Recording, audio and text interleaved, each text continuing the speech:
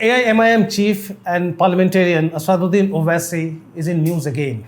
And this time for an unfortunate reason, because of a bid on his life. So before I come to my main point in this episode of Politically Correct, let me just give you a background in brief. So last Thursday, two people fired at his car while he was returning from UP to Delhi. He escaped unhurt. The center later offered him Z category security, but he rejected it, saying that, rather make me an A category citizen. I don't have to explain what the prominent Muslim leader meant by that. You know what he means. Talking about Z category security, it involves 22 security personnel. So when somebody is mobile, he has this Z protection. So, there are 10 people, 10 security personnel with him when he is mobile, and then about 12 at his residence. So 24/7 kind of security. He also gets a bulletproof car, and that's what the Union Home Ministry offered to Owaisi, but he refused. On Monday, giving a statement on this in the Rajya Sabha, Union Home Minister Amit Shah said that, the intelligence inputs are that there is still a threat to his life, and he requested Owaisi to accept this Z category security offer. Let's see how Owaisi responds. But these are details all of you are aware of. What I'm going to talk about in this episode is the silence of some of the most prominent politicians over the attempt to kill Owaisi. It's deafening. Imagine how politicians would have reacted had it been some other MP or president of some other party. They would have seen that outrage. Nothing this time.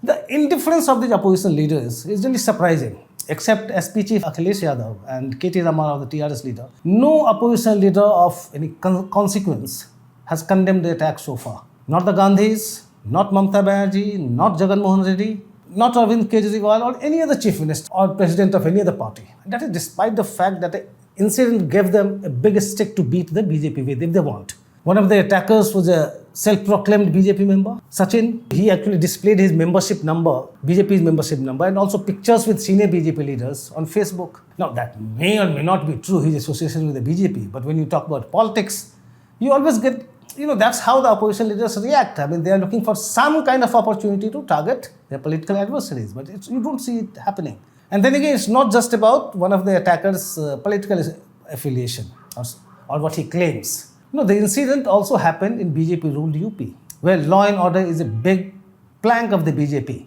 The party claims to have ended this mafia raj and finished all criminals in UP during Yogi Adityanath's regime, and they are seeking a renewed mandate for that. So what is holding these opposition leaders back? And you would say, why are you talking just about opposition leaders? Why not, BJP politicians? Well, you don't really expect Prime Minister Narendra Modi to basically talk about an attempt on Asaduddin Owaisi or on an MP. He may if you want to, but you don't really expect that. Yes, Yogi Adityanath has reacted. He has said it is unacceptable, but it was in reaction to in response to a question during an interview with a TV channel. There was nothing spontaneous as such.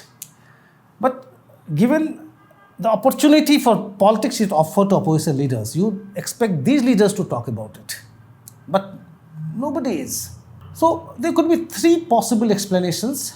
Nobody has come forth to explain why they are not reacting. So what I did was I tried to talk to different opposition leaders, trying to make a sense of why they are silent. And based on what I have gathered from them, I can offer just three possible explanations for opposition leaders' silence. First, probably they don't find this incident serious enough to merit their attention. Because the bullets hit the car, Owaisi escaped unhurt. But this explanation, it does not hold much water. After all, there has been an attempt to kill a prominent politician. Whether you agree with him or don't agree with him, but there has been an attempt. And you would expect the opposition to talk about it. So probably this explanation is a bit wishy-washy. Second possible reason could be, the opposition leaders really believe what they say rhetorically, that Owaisi is BJP's team B, because he ends up splitting the so-called secular vote bank, the Muslim vote bank. Of course, they are wrong, because in September 2020, we at ThePrint had done an analysis of the AIM, of the results on seats where AIM had been contesting over the past 6 years.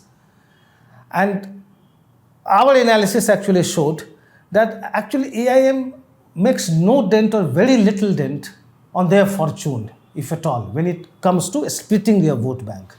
I'm sharing a link of our story then. These facts, however, don't matter for our opposition leaders. or so it seems. They want Owaisi to help their so-called secular cause, but won't break bread with him. So don't go against us. Don't contest. You help us to win. I mean, obviously, they would like Owaisi to, sacrifice his own politics, sacrifice himself to help their cause. And Owaisi is, of course, not willing to do that. And this upsets our secular leaders greatly, I would say. As an AIMIM leader was telling me once, these secular parties, they basically want to treat us like, I would say, I won't say exactly what. But he was saying that they want us to meet them in the darkness of night and make a deal, but don't want to be seen anywhere near us during the day. I will leave it to you to understand how these parties treated the AIMIM as per that leader. Anyway, the third possible explanation or reason could be that, these opposition leaders, as per their political calculations and compulsions, they think that if they make an issue out of this incident, it would probably help the BJP to polarize the assembly elections along the communal lines. Behind this logic possibly is the assumption, I would say, that Owaisi is such a polarizing figure that saying anything in his support would alienate Hindus from these opposition parties. I mean, these leaders who you see either doing Ganga Aarti or, rendering Chandi Path or reciting Hanuman Chalisa ahead of elections, I mean, they appear to have these preconceived notions about how Hindus would react if they talk about issues concerning Muslim leader. The fact is the Hindus may or may not agree with Owaisi's views, but most of them are intelligent and liberal enough to just smile at even the most provocative remarks by Owaisi.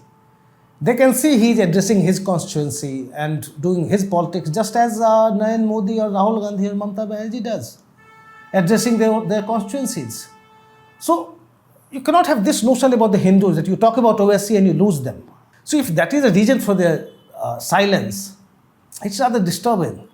In fact, these leaders may like to hear what poll strategist Prashant Kishore has to say about the so-called Hindu votes. So at the Prince of the Cuff program with our editor-in-chief Shekhar Gupta some time back, Prashant Kishore said, that even in the most polarized elections, the BJP hasn't got more than 50-55% Hindu votes, quote unquote. It is Prashant Kishore's assessment. In 2019, with Modi's popularity, running an all-time high, even then, at least half of the Hindu population did not vote for the BJP. I'm going by Prashant Kishore's explanation. And how he has based his explanation is that you have 80% Hindu population in the country and BJP got about 37% votes. So he is saying that, and presuming that others have not voted for the BJP, he is saying that half of the Hindu population did not vote for the BJP, even with Modi at the height of his popularity in 2019. But what I'm driving at is, if, even for 50 to 55% of Hindus, as Prashant Kishore says, who voted for the BJP, my understanding is, my assessment is, the aggressive or belligerent Hindutva don't necessarily determine their voting behavior. For most of them, it's Modi, probably his persona, his integrity, his development agenda, his brand of nationalism, his global status, and of course his Hindu credentials.